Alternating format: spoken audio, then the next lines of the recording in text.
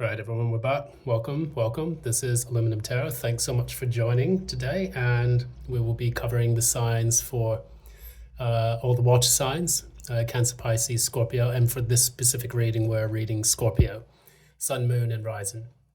So we're doing this for the love readings for the rest of April 2024. This reading normally lasts about 4 weeks overall. It covers a period of 4 weeks. So yeah, you can just take it as it resonates or see exactly where it lies in your particular, life circumstances. So for example, this could deal with the past event, could deal with the current event, or a particular future event that's coming into your life. That said, we're going to go ahead and get started. This is for Scorpio, Sun, Moon, and Rising. We will be talking about this, I guess, kind of on the heels of this full moon. And if I'm not mistaken, because I've been getting all the dates wrong due to this horrible Mercury retrograde, I think we're coming into a full moon in Scorpio, and I think that is, I thought it was either April 23rd or May 23rd. Don't quote me on that, but I'll look up the information just to be sure. But there is definitely a full moon in Scorpio that is underway. So, that said, we're going to look into the energies taking place for your reading under the full moon of your sign, basically. And we will go ahead and proceed and find out exactly where your love life stands. So let's begin. Let's get started. Good luck.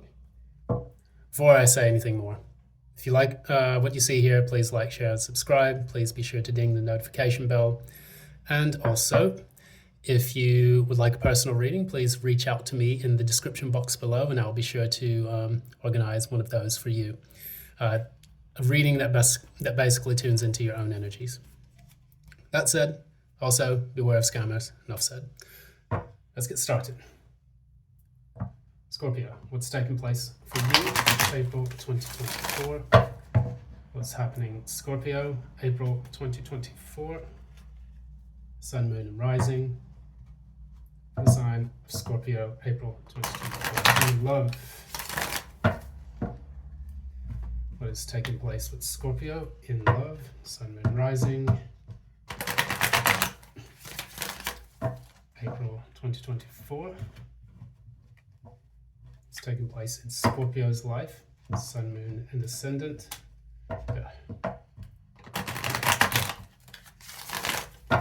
It's taking place in Scorpio's life. Sun, Moon, and Rising for love, April 2024. One more good shuffle.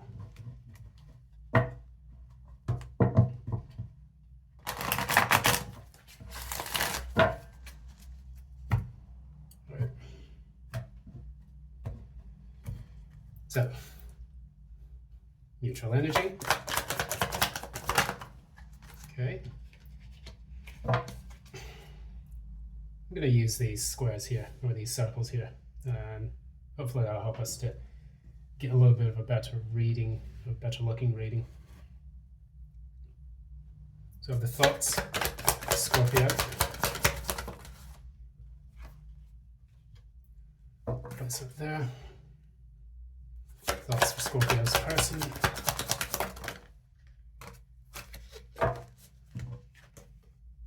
There's a lot of energy there. Scorpio's feelings.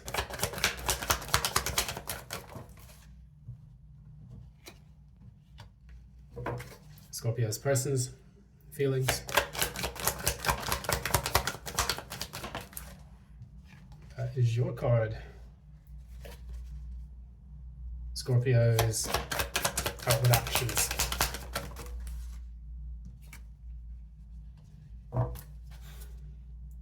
And finally, Scorpio's person's outward actions. Wow, it's not very happy. Glad for the world.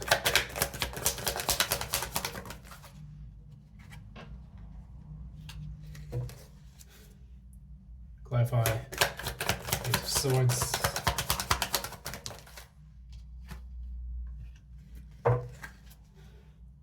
Clarify the Page of Swords reverse. Clarify Page of Swords reverse.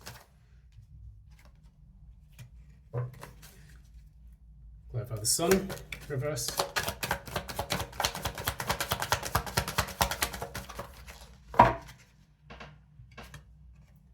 Oof. And clarify death.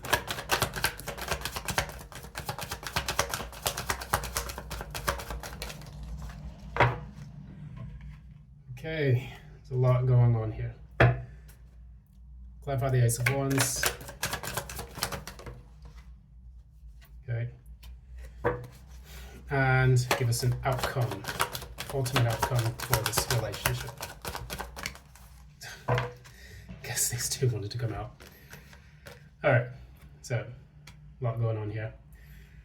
So we're going to look at what's taking place in this particular reading. We see here that there is the both of you are kind of holding on to a new start with this relationship, or potentially you could be holding back from a new start. I guess take it as it resonates with this particular reading here.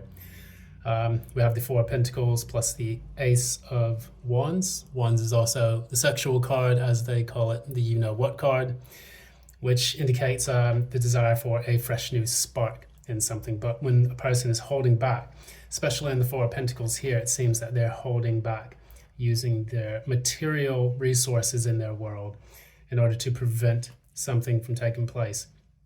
So potentially someone could be working to avoid opening their heart chakra to the other person, vice versa, or even both are mutually shared in this. Since it is in the middle of this spread, I would assume that both people are focusing on other external things, including their work life, in order to shut out the chance for new possibility in this relationship. That is what I get intuitively, but take it also as it resonates. That said, we're looking on to your energies here, your thoughts. When we look at the thoughts, you have the World, and then we also have the Five of Swords. So you think that basically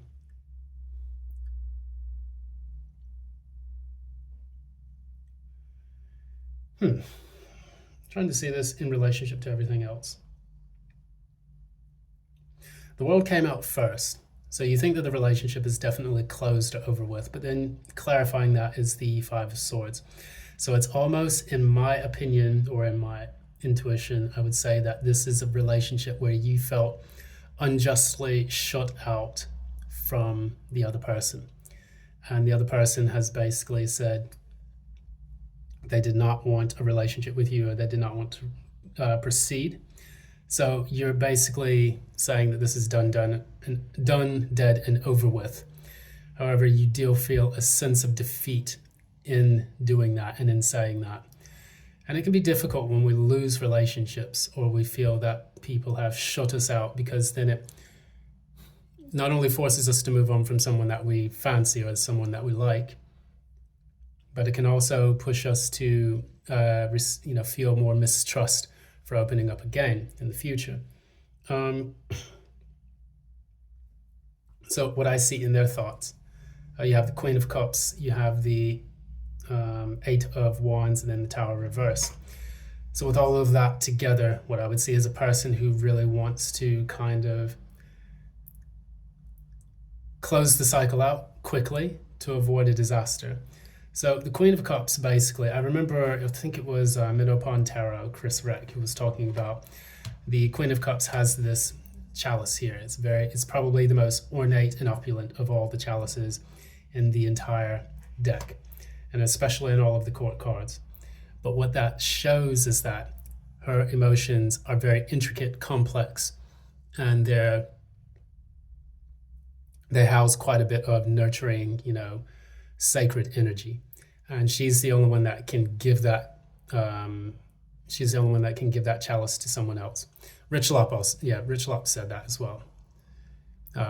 He was talking about how the Queen of Cups, if she chooses to give her chalice to someone, or her cup to someone, and they basically defile it, it's really on her, and she's the one that sits there and thinks about that. So I'm assuming that your person had a bit of contemplation, and they meditated on the relationship and then said, no, this isn't for me. So they swiftly blocked you out in order to avoid a disaster with you. So perhaps if you had been doing anything that had triggered that motivation for them to do so, it's important for you to reflect on that so that you understand exactly why this relationship came to an end. From what I'm understanding here, this person may have felt threatened, or they felt slighted by something you had done. If this resonates the other way around, where you feel more like you're in the other person's energy, and this is the Scorpio and then this is the other person, take it as it resonates, because the energy is fluid. A lot of people can get triggered by the fact that, and say, well, no, it wasn't me. I didn't do that. I'm more like the other person. Okay, then you're definitely the other person. Congratulations. That said, moving on, we look at the Ace of Cups, and we also look at the Eight of Swords. So the Ace of Cups is normally the overflowing energy, but then you have the Eight of Swords, which is also an energy of feeling shut out, and also being in your head, trapped in your head in a situation where you don't necessarily need to be there. So the Eight of Swords is a card of being lost in the sauce, as I call it. But I also look at it as kind of the mini devil card. In the Major Arcana devil, which is more of a divine instant, you have a person who is essentially, you have two people, Adam and Eve, who are bound to the devil in a very toxic union, connected to the black box of Saturn. And then around their necks, they have chains, which are very loose. They're very loosely put on their necks. And the people can easily slip out of those chains if they wanted to, but they choose not to, and they choose to engage into the restrictive tie they have to one another, which ultimately causes them to develop characteristics and qualities that are more secular and more devilish, as the devil is sat on the black box of Saturn, representing the restrictive energies, and is shining a light on what the people have become or slowly are becoming. In this, it's kind of like the precursor to that. In a way, you have this woman. There's very little emotional energy here. There's all thoughts and thinking. And she's loosely bound by these blindfolds and these ties. All she has to do is take those off, and then she can walk up to the castle again and find her way back. But she chooses not to. So in this, if I was to put the two of those together, put the Ace of Cups and the Eight of Swords together, I would say a person who is kind of overthinking their feelings about someone and not necessarily acting upon them the way that they need to in order to resolve the problem. So if this person can easily walk their way up to the castle, and they're not choosing to do it, and they're staying stuck, then it's incumbent upon them to take the blindfold off and then take off the bandages and so on, and then move forward with their life. So that way they're no longer bound and tied to that scenario, to that problem. Especially in matters of the heart, we can tend to overthink and over-rationalize why things have happened instead of just taking actions directly. Ironically, the person in question here has done this. You have the Death card, which represents a massive change or transformation, a kind of inevitable change, a very slow and gradual one that they had to go through, where they had to confront all their fears and guide themselves using their intuition in order to get out of that situation. So maybe in the past, when they were suffering from this and they kind of came to the conclusion, because remember we did talk about them being the Queen of Cups, being that meditative, contemplative state. I think what this did is it helped them to transform their feelings slowly, let the things die off that no longer serve them. And I think that they unfortunately saw this relationship as something that no longer served them anymore. That said, with the Death card here and the Moon, it was kind of like a slow processional death of the fears and insecurities that they once had for this relationship. Whereas in the opposition, this person is continuing to stay in this cycle of overthinking and over-rationalization and things that are not really sufficient for the relationship to thrive. Finally, in your outcome, in your actions that are outwardly displayed towards your person, we have the Wheel of Fortune and the Page of Swords reverse. So these two cards, basically these two cards indicate a feeling of being stuck and passive. So the spanner has been thrown into the Wheel of Fortune. It's upside down now. There is no forward movement with the relationship, and the relationship remains stuck. It's kind of stuck on the 4 fixed signs. You have Scorpio, you have Taurus, you have Leo, and you have Aquarius here. So you could be dealing with one of the people in those charts. Excuse me. You also could, because you also see some of the energies here, you have the sign of Aquarius right here, like the 2 squiggly lines, as I call them, the rebellious squiggly lines. I think in this, you could be dealing with one of those 4 signs. You also could be one of those 4 signs. Since this is the Scorpio reading, the Scorpio does appear in the Wheel of Fortune reversed. That said, you could also be dealing with a Taurus or a Leo, or potentially another Aquarius or a Scorpio. Nevertheless, this is a person who has decided to allow the situation to remain stuck and also to watch the situation from afar. They're not sure how to communicate their feelings or their actions due to the fact that they do feel stuck. There's no communication to the other person. There's also no plan forward, because the Page of Swords is one that studies and learns things. They're the student, and they're also one of the most adept messengers of the minor arcana, or the court cards rather. And I see more of this stuck energy taking place in the future with the 2 of Swords here. But it's important to realize where that stuck energy is coming from. Be real with yourself. Why are you not able to communicate your thoughts to this person? And if it really means so much, why wouldn't you take the risk? Too often, people get stuck in the idea of fantasizing about what could be with a person instead of just going for it.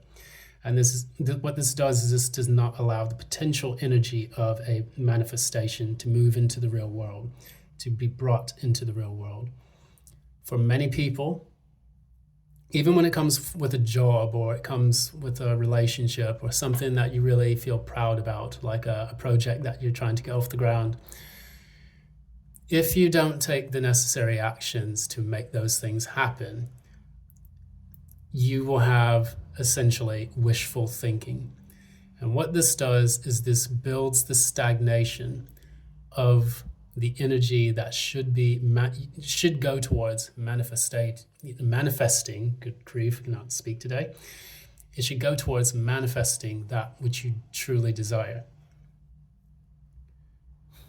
Keep in mind that the universe tends to manifest things the way it needs to happen, and not necessarily the way that we want it to happen.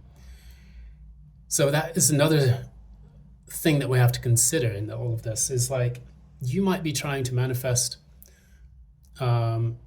communication with this person, but what if it's meant for you to actually move on to, work with someone new? Also consider that. And the reason why I say that is because in the other person's outward actions, you have the Hierophant reverse and the Sun reverse.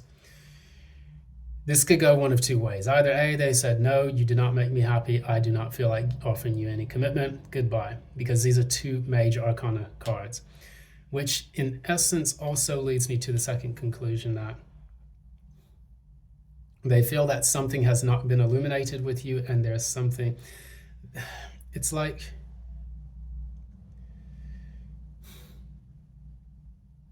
this person could be seeking a traditional relationship, or they could simply just be unhappy and choosing to keep themselves out of any kind of commitments. That's the more straightforward way of looking at it. This person's not happy, and they're not looking for any commitment. They've probably seen this relationship as something that burnt them or that injured their pride, and they're just not willing to give the energy to any other relationships in the future. Additionally, if we were to look at this at a deeper level, the sun normally represents vitality. And with the sun reverse, that represents that maybe the energies were drained from them when they dealt with this situation. Perhaps they waited too long, or perhaps they had too much patience and then it just slowly ate away at them. And then they decided, okay, we're not going to try to move this forward. Furthermore, with this Hierophant, the Hierophant is the teacher and the learner of lessons. So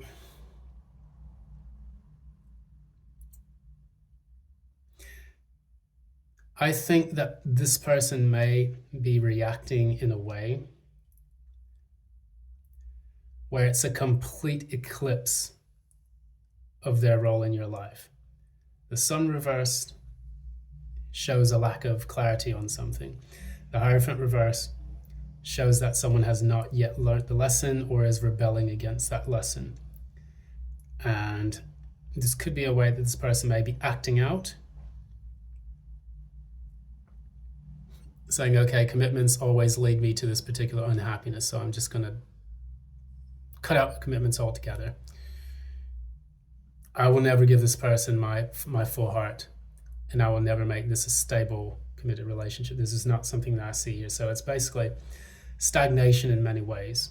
Stagnation in the way that you are thinking, and then there's stagnation in the way that this person perceives connections with other people in the outside world. Because I do think that the Hierophant has, like many of the major arcana cards, like whether it's the Lovers or the Devil, where there are three individuals involved. I remember hearing from one of the readers, and it may have been Scorched Earth Tarot or another one. It could also have been Minnow Pond, where they said that the Hierophant is the first card where additional people appear, because you have the Fool, you have the Magician, you have the High Priestess, you have the Empress, and then the Emperor, and then the Hierophant. And so the Hierophant being card number 5, Fool being card 0. This is actually the 6th official card of the deck, but represented by number 5. So also thinking about number 6, if I'm not mistaken, in what we call like numerology, number 6 is the card of balance and of homeostasis, which is also connected to Taurus, which we're also in Taurus season. So this will be about stabilizing life and getting those lessons in and being a bit more thorough and practical about the way we approach things in the future here on out. But because we're also in Uranus in Taurus, that for all of our Mukuru people, which I am also a Taurus sun, this is basically the way we're appearing in life nowadays. We are having a complete upheaval of all the lessons that we've known about stability. So wherever Uranus is in your chart, so Uranus is moving into Taurus, but also wherever Taurus is in your chart, see where your ruler is, as well as see which placements are taking shape in the second house. That's the house ruled by Venus and also Taurus, which is the material possessions. So that said, we're moving forward. We're going to look into things such as the outcome here, which we have the Two of Swords, which is more stuck energy, and the Queen of Wands. So this is another contradictory energy here. Someone who wants to push forward, wants to see things as they are, wants to go out and grab that thing that they're fully passionate about, but who's also stuck at a crossroads. So one, you have complete ice cold swords crossing the heart and preventing them from actually seeing what's going on around them. It's a defensive posture. But then you have the Queen of Wands, who is completely open. It's got the sunflower here, and who has actually got the black cat And if I'm not mistaken, they said that black cats were considered taboo or anathema back in the older days because they were associated with witches. But this Queen of Wands definitely does not care what other people think. So in regards to that, there are two conflicting energies here. One is completely cold off, shut down, and cold and emotionless. The other one is completely fiery, passionate, and one of the strongest cards indicating a fiery pursuit of happiness. These are the two ways that this could manifest in the future. And it's really, really up to both of you, since both of you are a bit shut off now. I think that if you want this to manifest as something like a positive relationship, it would need to take place on both sides. And unfortunately, I just don't see that energy taking shape here. We can pull a clarifier card and then some cards of advice to see what's going to happen next. Clarify the outcome. Yeah, see, that's the Chariot reverse. It's going to remain stuck until one or both of you decides to change tack. And additionally, the advice.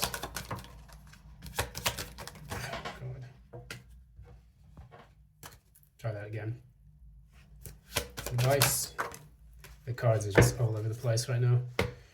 Oof. Page of Pentacles,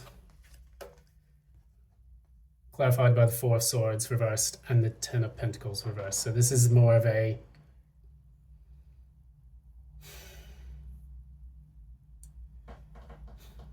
I see this more of as like a friend zone situation. I get the impression that the two people involved in this, one or both of them, sees any attempt to create a commitment as being a disastrous move where they would kind of regret it in the future. Because normally when you have the Four of Swords here, this is a person in the church, and I look at it as kind of the same church where you have the Five of Pentacles, but on the inside. And this person is contemplating and resting and recuperating while they reflect on the Three of Swords above them with the Ace of Swords and behind them. So thinking about the revelations from the past in order to focus themselves on the Three of Swords, that pain that they have had to face recently, and the Three of Swords, confronting it and then moving on to the Five of Swords, which is getting rid of it at all costs. However, in this, when I see that this person is coupled with the Ten of Pentacles reverse, it's almost like the stability in this relationship does not give this person peace.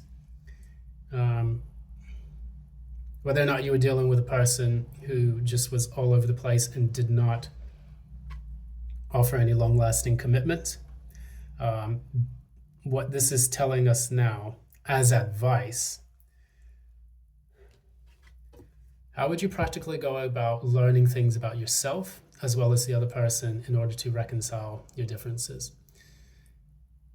What could you do on the practical, pragmatic level as a, reinvigorating the relationship? What kind of things could you learn to do? Could you learn to be a bit more affectionate? Could you learn to, avoid any kind of deceptive or toxic behaviors?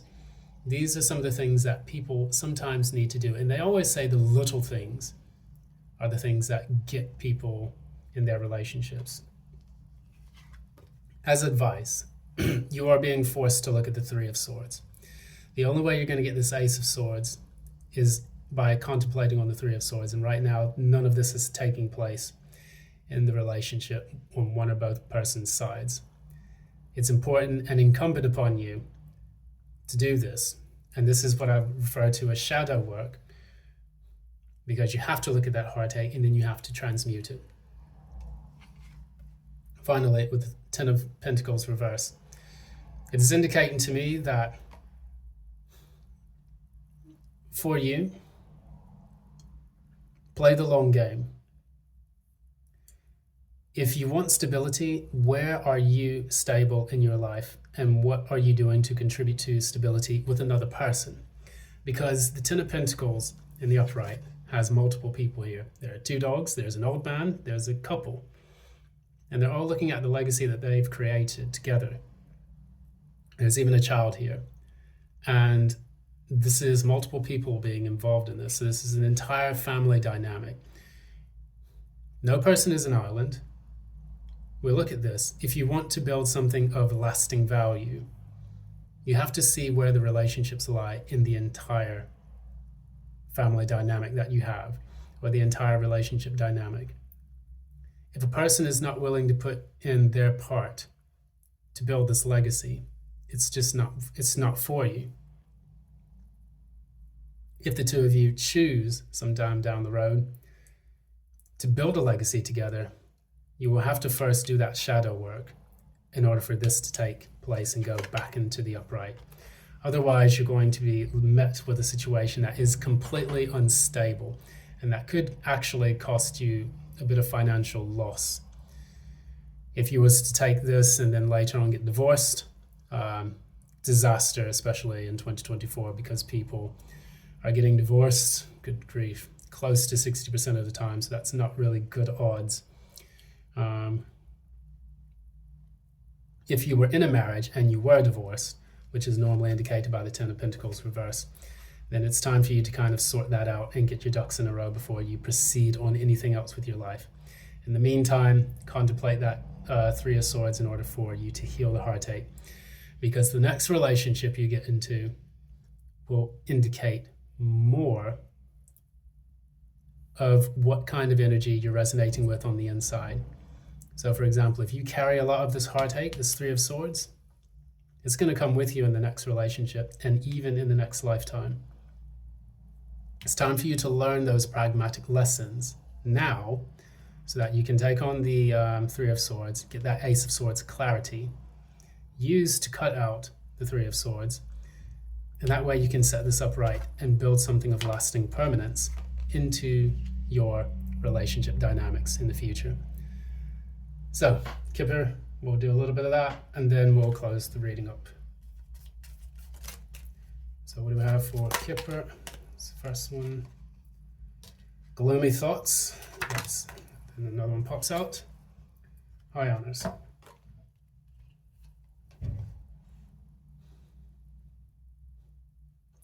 Gloomy thoughts, we have a person at the precipice of a large chasm leading into the water, so a cliff's edge.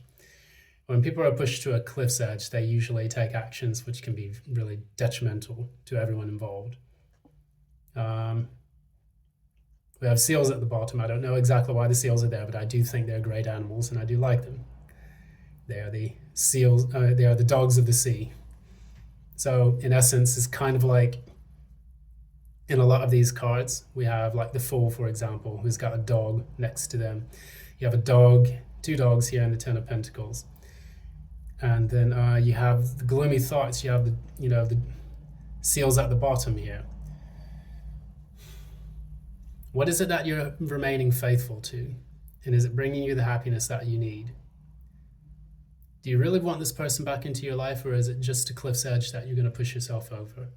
If you know that this person is not interested or could potentially be toxic, is there something that you're doing or dealing with? Are you keeping negative thought patterns going on in your life, which could sabotage the future of the relationship or any future relationships that you deal with?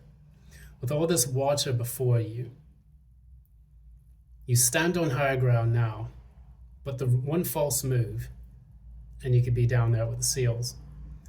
And the thing is that every move we make, this isn't like the Fool's journey where we have the Fool and his dog sat at the top, ready to take that leap into the unknown. This is a person that's ready to, in essence, end it all because they are consumed with negativity from the past, and that's also playing into that Four of Swords reverse, where you need to confront the Three of Swords and then cut it out with the Ace of Swords. And then you have high honors here, which I kind of see that as the Hierophant here as well. Again, of course it's a king, but in some strange way I see, with that Ace of Swords, it's almost like the Hierophant is bestowing upon you this kind of illumination that's needed to help you with your spiritual development, because you have 2 plus 5 equals 7, because the number is 25 for this one. In the cards, it teaches us a little bit about the numerology behind it.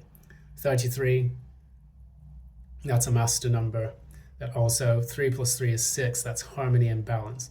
Well, in this particular person's thoughts, there is none, and it needs to be brought back into balance. However, the high honors here, we have 2 plus 5 is 7, so there's a deeply spiritual lesson that you have to learn in order for you to make progress and to rectify the difficulties taking place in this relationship. So, and since this is also high honors and is from a person who is of a higher rank, being the king or potentially the Hierophant, I would say get someone who's qualified to actually help to mediate the situation, even if it's just with yourself, to help you to get a new and fresh perspective. This will then allow you to make that level up, which is in the world, in your card, in your thoughts. The world also symbolizes a leveling up. When you learn the lesson here, then you can level up. And that's something that you should actually be pursuing with this Queen of Wands. Never allow a situation to be stagnant longer than it needs to be. Once you do this, then you can then move forward with the Chariot, going from the reverse into the upright. So I'm winded here. I'm going to end it here. Thanks so much for joining. This has been Aluminum Tarot. If you like what you see here, please like, share, subscribe, and ding the notification bell.